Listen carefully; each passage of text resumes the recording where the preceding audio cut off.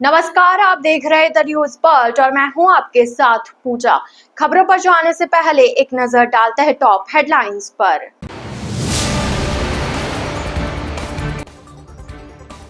उप मुख्यमंत्री प्रेमचंद बेरवा को धमकी के मामले में जोगाराम पटेल की चेतावनी।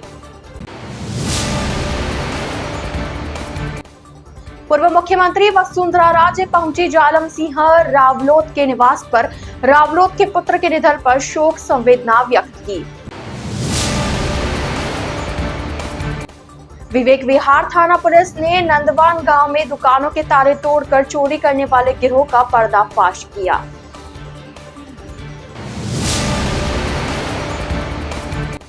मंडलात महादेव मंदिर में 2 दिवसीय मेले की तैयारियां हुई पूरी। रात में भजन संध्या के साथ होगी मेले की शुरुआत। तो यह थी हेडलाइंस और अब खबरें विस्तार से। उप मुख्यमंत्री डॉक्टर प्रेमचंद बेरवा को धमकी देने के मामले में कैबिनेट मंत्री जोगाराम पटेल ने अपराधियों को चेतावनी देते हुए कहा कि उप मुख्यमंत्री प्रेमचंद बेरवा को धमकी देने वाले अपराधी को ट्रेस किया जा रहा है। पुलिस इसकी छानबीन कर रही है और जल्द ही अपराधी तक पहुंच जाएगी। जोधपुर प्रवास के दौरान उन्होंने मीडिया से बातचीत करते हुए कहा कि अगर अपराधी का इंटेंशन अपराध को लेकर है तो कानून के तहत उस पर कार्रवाई की जाएगी। पहले भी मुख्यमंत्री भजनलाल शर्मा को जेल से धमकी मिली थी और उसे ट्रेस कर लिया गया था। पटेल ने कहा कि अपराधी ने सिर्फ सुर्खियों में रहने के लिए धमकी दी थी, लेकिन अपराधियों को हमारी सरकार ने बख्शा नहीं। राजस्थान दिवस चैत्र नवरात्र पर आयोजित करने के सवाल पर कहा कि इतिहासकारों ने राजस्थान की स्थापना ही चैत्र नवरात्र के समय से ही शुरू की थी। उन्हीं की परंपरा को पुनः कायम रखने के लिए हमारी सरकार भी चैत्र नवरात्र से राजस्थान दिवस पर कार्यक्रम शुरू कर चुकी है। उन्होंने कहा कि सरकार का पहला कार्यक्रम बाड़मेर से शुरू हुआ, जिसमें महिलाओं को प्राथमिकता में रखते हुए पहला कार्यक्रम महिलाओं के लिए समर्पित रहा। दूसरा कार्यक्रम किसानों को समर्पित रहा, जो बीकानेर से शुरू हुआ। तीसरा आज भरतपुर में हुआ, जिसमें अंतिम पंक्ति में बैठे व्यक्ति को कैसे प्राथमिकता मिले उस पर मंथन किया गया। साथ ही कैबिनेट मंत्री ने राजस्थान हाईकोर्ट को 4 नए न्यायाधीश मिलने पर प्रधानमंत्री व मुख्यमंत्री का आभार जताया और कहा कि 3 और न्यायाधीश मिलने की संभावना है। देखिए, अनेक लोग ऐसे लफंगे होते हैं जो कानून में विश्वास नहीं करते हैं या अनजाने में ऐसी हरकतें करते हैं। उन सब के विरुद्ध सख्त कार्रवाई होगी। माननीय मुख्यमंत्री जी को जिस व्यक्ति ने धमकी दी थी उसको ट्रेस किया गया, उसको गिरफ्तार किया गया, उससे पूछताछ की गई। तो उसने कहा था मैं तो ऐसे ही बोल दिया था। इसका भी ट्रेस करेंगे, पता करेंगे क्या उसकी इंटेंशन है।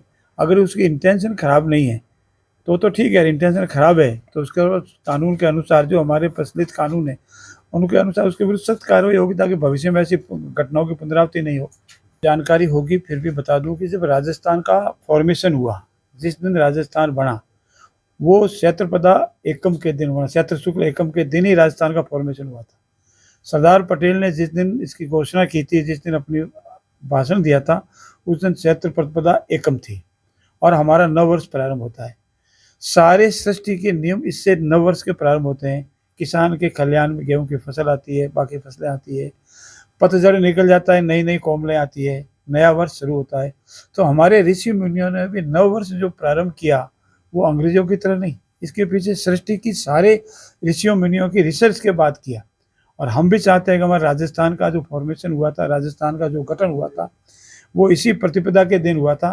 तो क्यों ना हम अपने इतिहास को याद रखते हुए अपने ऋषि मुनियों द्वारा रिसर्च का शुरू किए नव वर्ष को, और हमारी हिंदू संस्कृति, हमारी भारतीय संस्कृति को आधार मानते हुए हमेशा भविष्य में, इस साल तो 30 मार्च भी है और नव प्रतिपदा भी है, भविष्य में हो सकता है 1-2 दिन का फर्क आएगा, लेकिन हम नव प्रतिपदा के दिन ही राजस्थान स्थापना दिवस मनाएंगे।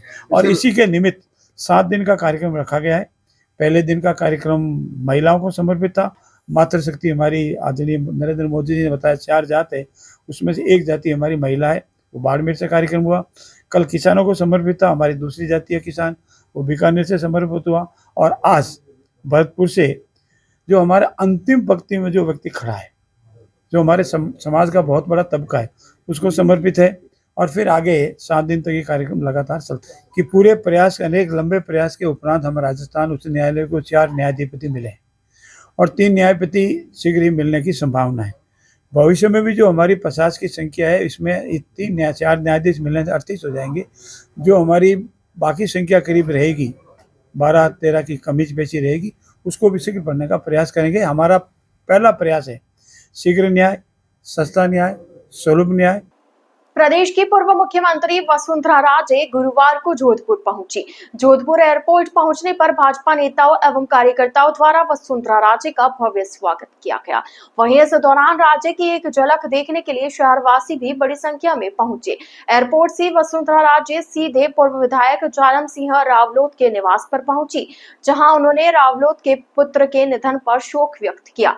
गौरतलब है कि कुछ दिन पूर्व एक सड़क हादसे में जालम सिंह रावलोत के 26 वर्षीय पुत्र निपुण सिंह रावलोत का निधन हो गया था। वसुंधरा राजे ने परिवारजनों से मिल इस दुख की घड़ी में उन्हें ढांढस बंधाया। इस दौरान भाजपा के पूर्व जिला अध्यक्ष भोपाल सिंह बडला, राज्यसभा सांसद राजेंद्र गहलोत, पूर्व मंत्री अर्जुन राम गर्ग सहित बड़ी संख्या में भाजपा कार्यकर्ता उपस्थित रहे। प्रदेश के मुख्यमंत्री योजना अंत्योदय कल्याण समारोह का शुभारंभ आज भरतपुर में किया गया, जिसमें मुख्यमंत्री बजरंग शर्मा मुख्य अतिथि के रूप में मौजूद रहे। वहीं जोधपुर के मेडिकल कॉलेज में आयोजित समारोह में कैबिनेट मंत्री जोगाराम पटेल वीसी के माध्यम से अंत्योदय कल्याण समारोह में जुड़े। मंत्री जोगाराम पटेल ने बताया कि राजस्थान दिवस के तहत आयोजित किए जा रहे साप्ताहिक कार्यक्रमों के चलते आज अंत्योदय कल्याण समारोह आयोजित किया गया, जिसमें मुख्यमंत्री बजरंग शर्मा ने 9 नवीन योजनाओं एक ऐप का शुभारंभ किया। उन्होंने बताया कि प्रदेशवासियों के लिए गौरव की बात है कि राजस्थान दिवस को जोश और उत्साह के साथ साप्ताहिक कार्यक्रमों के साथ मनाया जा रहा है। उन्होंने बताया कि आज अंत्योदय कल्याण योजना के तहत पंचायत समितियों के पट्टाधारकों को पट्टा वितरण किया गया। दिव्यांगजनों को साइकिल वितरित की गई। इस अवसर पर संभागीय आयुक्त प्रतिभा सिंह, जिला कलेक्टर गौरव अग्रवाल, विधायक भीराराम सियोल आदि उपस्थित रहे। ब्रिटिश हुकूमत के स्वतंत्रता के बाद भारतीय संघ का एकीकरण हुआ। इसी कड़ी के आधुनिक राजस्थान का निर्माण 19 रियासतें, 3 ठिकाने एवं अजमेर मेरवाल को मिलाकर किया गया। क्षेत्र शुक्ला प्रतिस्पर्धा 30 मार्च को राजस्थान दिवस के रूप में मनाने का विशेष कारण है।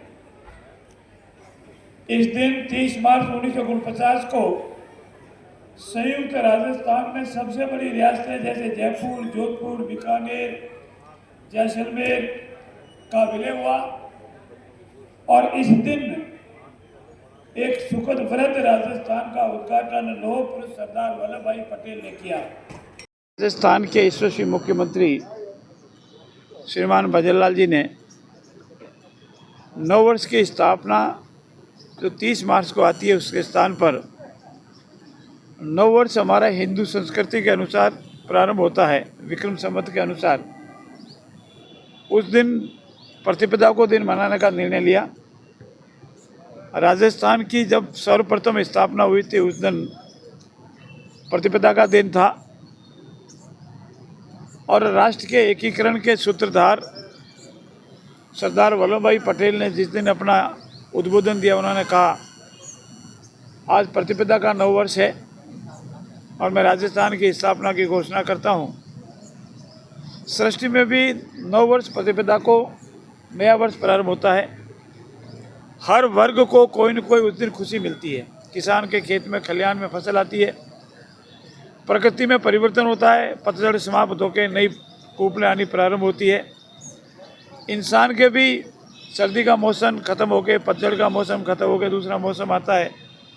हमारे ऋषि मुनियों ने अनेक रिसर्च करने के उपरांत नववर्ष की स्थापना के दिन चयन किया था और हमारे यशस्वी मुख्यमंत्री जी ने भी इसी नववर्ष से राजस्थान स्थापना का दिवस प्रारंभ किया है और 7 दिन का कार्यक्रम जारी किया है।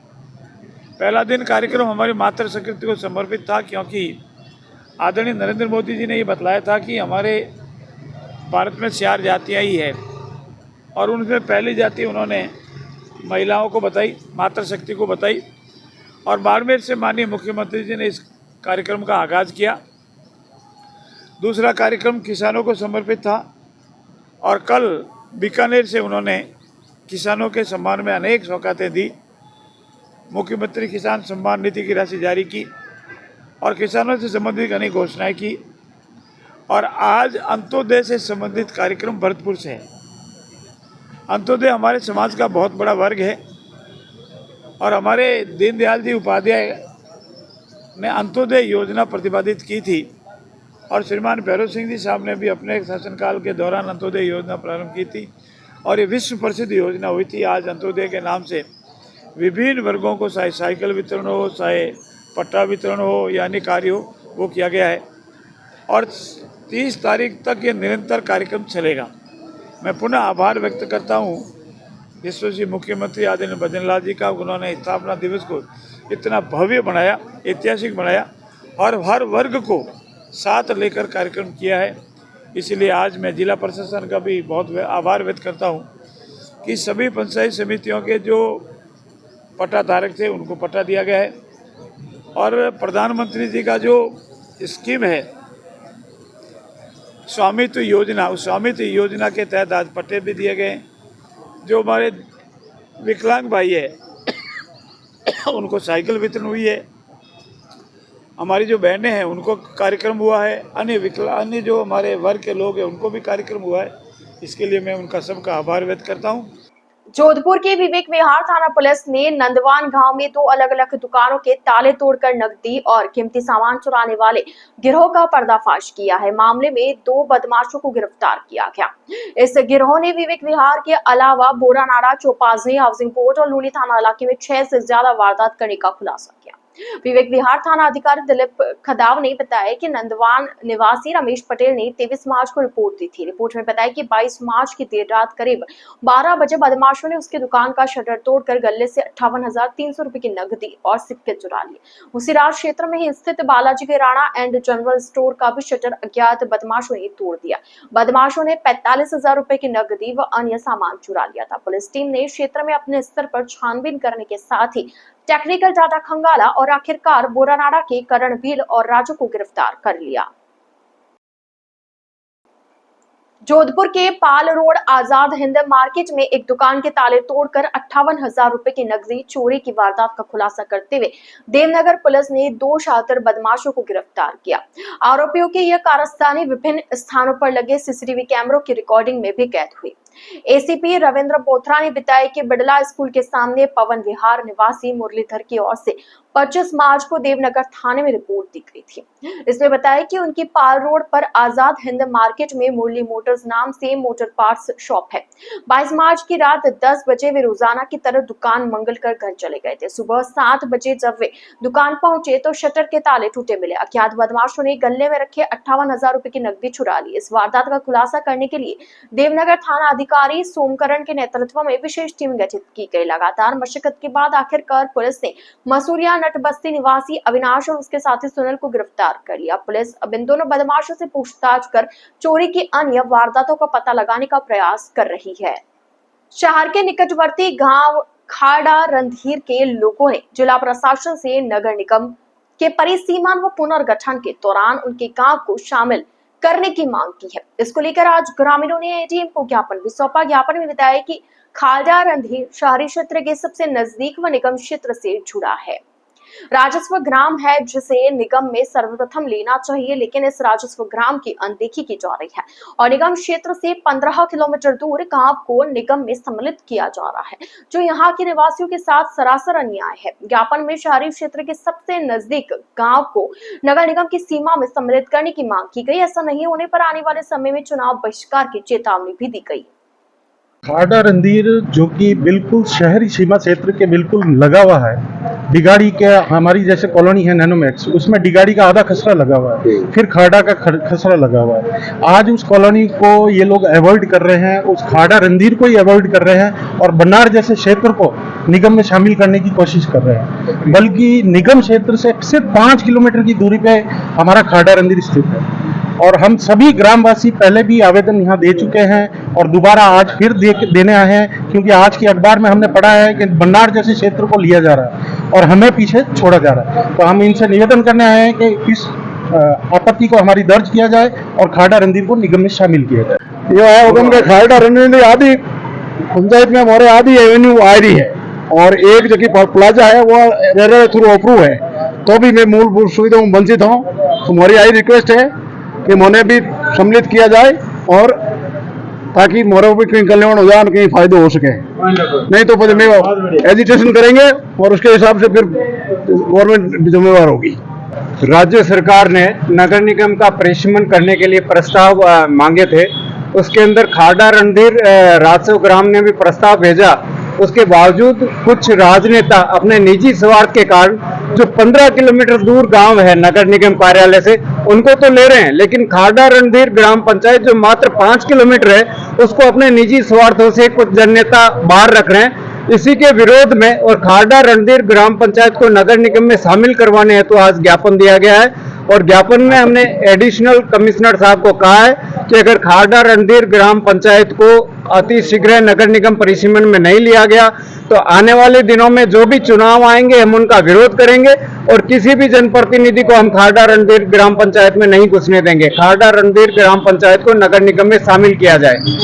द न्यूज बर्ड के इस बुलेटिन में फिलहाल वक्त तो चला एक छोटे से ब्रेक का। ब्रेक के बाद जल्द हाजिर होंगे, आप बने रहिए द न्यूज बर्ड के साथ।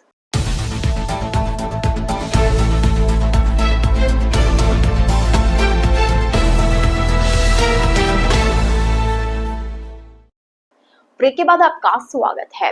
जोधपुर पश्चिम पुलिस द्वारा चलाए जा रहे अभियान वांछित अभियुक्तों की गिरफ्तारी के तहत शास्त्री नगर थाना पुलिस ने एनडीपीएस एक्ट प्रकरण में वांछित अभियुक्त दिनेश सिंह राजपुरोहित को गिरफ्तार करने में सफलता हासिल की है।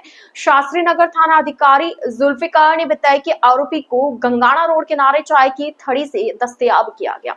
उन्होंने बताया कि आरोपी से अवैध मादक पदार्थ की तस्करी के संबंध में पूछताछ जारी है। पालड़ी गांव स्थित मंडलनाथ महादेव मंदिर में 2 दिवसीय मेला गुरुवार से शुरू हो गया। यह मेला सदियों से पुष्करना ब्राह्मण समाज की ओर से परंपरागत रूप से आयोजित किया जा रहा है। मंडलनाथ महादेव मंदिर ट्रस्ट के अध्यक्ष मंडल दत्त पुरोहित ने बताया कि समाज की ओर से करीब 400 साल से ज्यादा समय से मंडलनाथ महादेव मेला आयोजित किया जा रहा है। मंदिर ट्रस्ट के सचिव प्रेम कुमार जोशी ने बताया कि आज सुबह रुद्रपाठी महारुद्राभिषेक और पंचवक्र पूजा की गई। दूसरे दिन शुक्रवार को सुबह की महाआरती के बाद सामूहिक महाप्रसादी होगी। 2 दिवसीय मेले में रियायती दर पर खानपान के स्टॉल्स के साथ बच्चों के मनोरंजन के लिए भी स्टॉल्स लगाई गई है। जोधपुर में युवा प्रेरणा सपनों से सफलता तक युवा शक्ति का जागरण को लेकर प्रेस वार्ता का आयोजन किया गया। मोटिवेशनल स्पीकर जया किशोरी व हर्षवर्धन जैन का युवा प्रेरणा मोटिवेशनल कार्यक्रम का आयोजन 13 अप्रैल को रामलीला मैदान में होने जा रहा है। कार्यक्रम संयोजक मुकेश टाक ने बताया कि कार्यक्रम की तैयारियां जोरों शोरों से चल रही है। इसके लिए मेडिकल कॉलेज स्थित सिंधी कॉलोनी में कार्यालय खोला गया है। कार्यक्रम का पोस्टर विमोचन राजस्थान के मुख्यमंत्री विजयलाल शर्मा ने किया था। 13 अप्रैल 2025 को विश्व प्रसिद्ध कथावाचिका जया किशोर जी और हर्षवर्धन जैन जी का एक मोटिवेशनल प्रोग्राम रखा गया है और जिसमें युवा लोगों को प्रेरित करने के लिए और मुख्य अतिथि गजेंद्र सिंह जी शेखौत है और बाबू सिंह जी राठौड़ है, रविंद्र सिंह जी भाटी है, अतुल जी बंसाली, देवेंद्र जोशी जैसे कई लोगों ने, अविनाश जी गहलोत उन्होंने हाँ भरी है। कई लोग इस कार्यक्रम में पधार रहे हैं। 7 सदस्यीय कार्यक्रम का आयोजन किया जाएगा जिसमें हमारे पहली बार आ रहे हैं तो जोधपुर में इस कार्यक्रम को बहुत लोगों में उत्साह है। उसके लिए हमने ये कार्यालय भी खोला है ताकि आमजन को यहाँ निःशुल्क किसी तरह की व्यवस्था या पूछताछ करनी हो तो इस कार्यक्रम। वीआईपी पास के लिए कैसे क्या रहेगा? वीआईपी पास के लिए 1000 रुपये शुल्क है और आमजन के लिए फ्री है। विश्व हिंदू परिषद के केंद्रीय मंत्री व राष्ट्रीय स्वयंसेवक संघ के वरिष्ठ प्रचारक धर्मनारायण शर्मा के निधन पर भारत माता मंदिर विहिप कार्यालय में हुई शोक सभा में स्वयंसेवकों व कार्यकर्ताओं ने पुष्पांजलि अर्पित कर श्रद्धा सुमन अर्पित किए। विहिप प्रांत प्रचार प्रमुख अमित पाराशर ने बताया कि शोक सभा में उनके साथ कार्य करने वाले राष्ट्रीय स्वयंसेवक संघ के वरिष्ठ पदाधिकारी शांति प्रसाद ने स्मरण सुनाते हुए उनकी जीवनी के बारे में बताया। मुख्य वक्ता राष्ट्रीय स्वयंसेवक संघ के प्रांत प्रचारक विजयानंद ने कहा कि संघ प्रचारक की यह भी आकांक्षा नहीं होती कि जाने के बाद उनको कोई याद रखे। शोक सभा में डॉक्टर राम गोयल, पंकज भंडारी आदि उपस्थित रहे। डॉक्टर सर्वपल्ली राधाकृष्णन राजस्थान आयुर्वेद विश्वविद्यालय जोधपुर में कुलपति प्रोफेसर प्रदीप कुमार प्रजापति की प्रेरणा से राष्ट्रीय शिक्षा नीति पर एक विशेष व्याख्यान का आयोजन किया गया। यह व्याख्यान स्नातकोत्तर शिक्षण एवं अनुसंधान संगोष्ठी कक्ष में संपन्न हुई। इस अवसर पर विश्वविद्यालय के कुलपति ने अपना प्रेरणादायक उद्बोधन दिया और छात्रों को एनईपी 2020 के अंतर्गत शिक्षा सुधारों की जानकारी दी। उन्होंने कहा कि एनईपी 2020 में बहुविषयक शिक्षा, कौशल विकास, अनुसंधान और नवाचार को प्राथमिकता दी गई है, जिससे छात्रों को वैश्विक स्तर पर प्रतिस्पर्धी बनाया जा सके। कार्यक्रम में मुख्य वक्ता जय नारायण व्यास विश्वविद्यालय जोधपुर के प्रोफेसर कृष्ण अवतार गोयल रहे। उन्होंने एनईपी 2020 पर गहन चर्चा की और नई शिक्षा नीति के प्रभावों, चुनौतियों और अवसरों पर प्रकाश डाला। इस अवसर पर NEP chairman professor Chandan Singh ने भी अपने विचार व्यक्त किए। उन्होंने कहा कि राष्ट्रीय शिक्षा नीति 2020 भारतीय शिक्षा प्रणाली में बदलाव लाने के लिए तैयार की गई है, जिससे छात्रों को बहुआयामी शिक्षा प्राप्त करने और अपनी क्षमताओं का संपूर्ण विकास करने का अवसर मिलेगा। कि आप जो है कहीं भी किसी भी लेवल पर आप अचीव कर सकते हैं और जो आपने अर्न किया है उस लेवल तक का आपका सर्टिफिकेशन और डिप्लोमा और डिग्री आपको मिलेगा। That what credit you earn will remain deposited in your account, and further if you want to continue even after exit you can again continue in redeem credits and rejoin the same or any other institution in future and continue in their education। ये सबसे बड़ा फायदा इस academic bank of credit का या new education policy का है। Jodhpur police commissionerate के जिला पूर्व की ओर से गुलजारपुर माता का थान क्षेत्र में जन सहभागिता शिविर का आयोजन किया गया, जिसमें आगामी आने वाले दिनों में शहर में शांति और सौहार्दपूर्ण वातावरण रहे, उसके लिए पुलिस अधिकारियों और क्षेत्रवासियों ने चर्चा की। नव वर्ष के आगमन की तैयारियों के चलते नव वर्ष समिति द्वारा कार्यक्रमों की शुरुआत गुरुवार से की गई, जिसके चलते आज जोधपुर के गौशाला मैदान में क्रीड़ा भारती जोधपुर महानगर व योगासन के संयुक्त तत्वावधान में भारतीय हिंदू नव वर्ष विक्रम संवत 2082 के आगमन के अवसर पर 2082 की आकृति बनाकर योग के अलग अलग आसन किए गए। वरुण धनादिया ने बताया कि नव वर्ष के उपलक्ष्य में विभिन्न प्रकार के आयोजन किए जा रहे हैं, उसी के चलते आज मानव श्रृंखला बनाकर नव वर्ष 2082 की आकृति बनाई गई। वरुण ने बताया कि हिंदू नव वर्ष हम सब के लिए गौरव का विषय है, इसलिए इस पूरे उत्साह और जोश के साथ मनाना चाहिए। आज क्रीड़ा भारती जोधपुर व योगासन द्वारा 2082 की आकृति बनाकर जो हमारा भारतीय हिंदू नववर्ष 30 मार्च को है, उसी के आगमन को लेकर 2082 की आकृति योग के अलग अलग आसनों के से द्वारा बनाई गई और साथ ही सभी युवाओं से आग्रह किया कि जो हमारा भारतीय हिंदू नववर्ष है वो उत्साह के साथ अपने सपरिवार मनाएं, घर पे दीप प्रज्वलित करें और दिवाली की तरह इस जो अपना पावन पर्व है हमारा भारतीय हिंदू नववर्ष 30 मार्च को मनाएं। द न्यूज वर्ल्ड के इस बुलेटिन में फिलहाल के लिए इतना ही। आइए चलते चलते एक बार फिर नजर डालते आज की टॉप हेडलाइंस पर। उप मुख्यमंत्री प्रेमचंद बेरवा को धमकी के मामले में जोगाराम पटेल की चेतावनी। पूर्व मुख्यमंत्री वसुंधरा राजे पहुंची जालम सिंह रावलोत के निवास पर, रावलोत के पुत्र के निधन पर शोक संवेदना व्यक्त की। विवेक विहार थाना पुलिस ने नंदवान गांव में दुकानों के ताले तोड़कर चोरी करने वाले गिरोह का पर्दाफाश किया।